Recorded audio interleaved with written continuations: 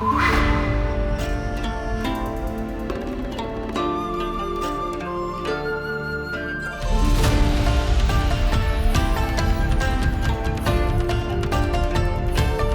sits very low to the ground, quite low for such a hatchback, mind you. Back JDM, terpaling JDM dah kira dia. Watashi wa Mukliso Tomoshimasu. Yokoso, caricarz.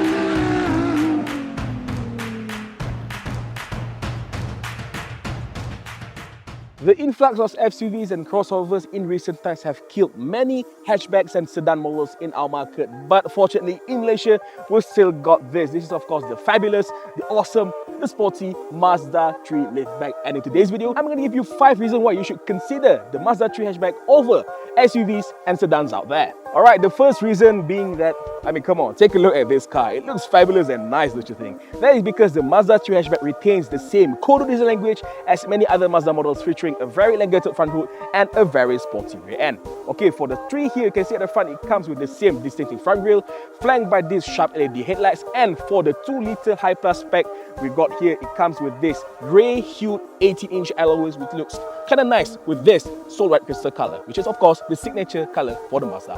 Alright, moving to the rear half of the car, you can see it comes with this very sporty roof line that goes all the way back to the tailgate, where you'll find these quad LED taillights and 2 tailpipes, adding some sportiness to this already sporty hatchback.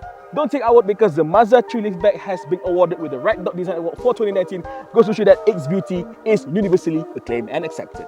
Alright, so reason number 2 being that the Mazda3 gets a pretty posh and quite well-equipped cabin, and that is despite its some minor obvious shortcoming. Of course, first, the shortcoming, this is not the biggest or the most spacious car you can buy for the money. That's really obvious. But in terms of amenities, you get a pretty decent one, including this 10.25-inch infotainment display that supports and also Apple CarPlay, but only Apple users get the wireless connectivity. But other than that, you also get the semi-digital instrument cluster, which looks quite neat. You also get wireless charging pad, USB-C charging ports, and of course, it is ladenly wrapped in this plush leather upholstery, including on the front dash here, on the center console, and of course on the seats too.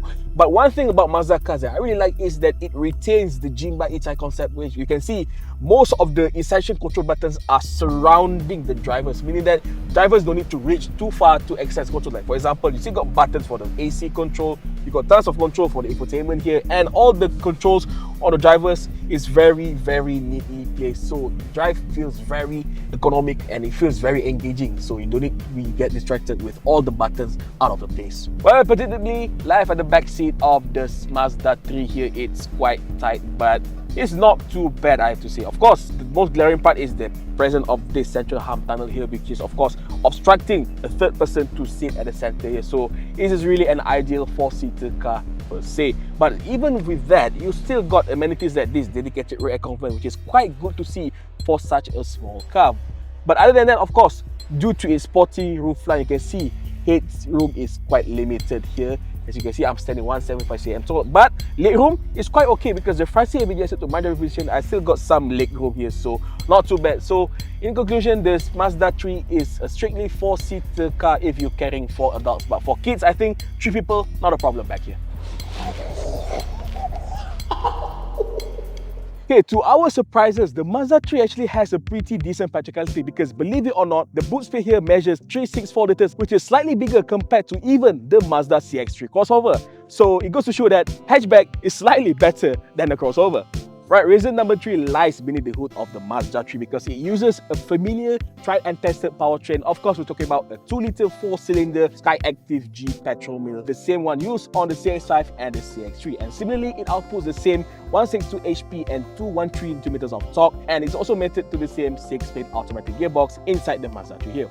Well, powertrain numbers may sound a bit subdued compared to other turbocharged rivals out there, but let me tell you, this car is beyond the powertrain number because it drives absolute delight. Enough talk, let's drive.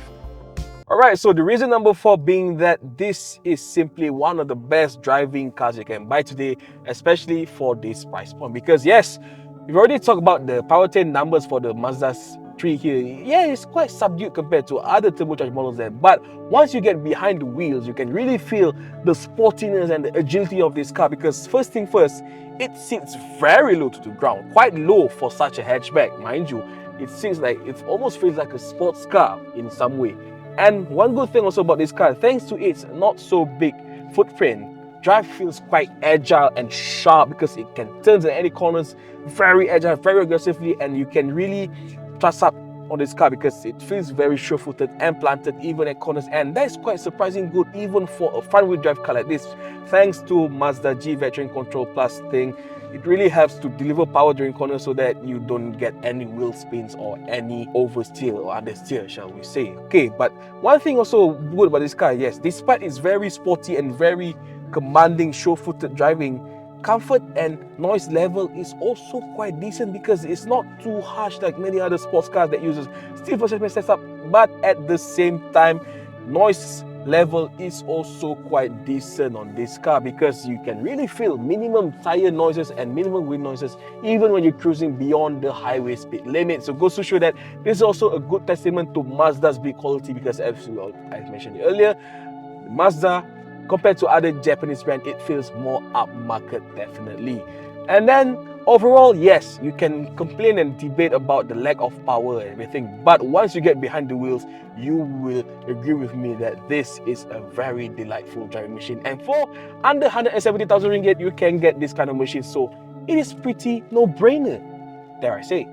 And of course, the fifth and the final reason why you should really consider the Mazda3 Liftback is in terms of pricing, which is actually quite reasonable for such a sporty car. Because unlike other Mazda cars, this car is still being fully imported from Japan, and for the 2-litre high-plus model here, it starts at only 165,000 ringgit, which is quite affordable, especially if considered with other C-segment sedans out there that's already breaking the 150,000 ringgit mark. So this is actually a pretty affordable car.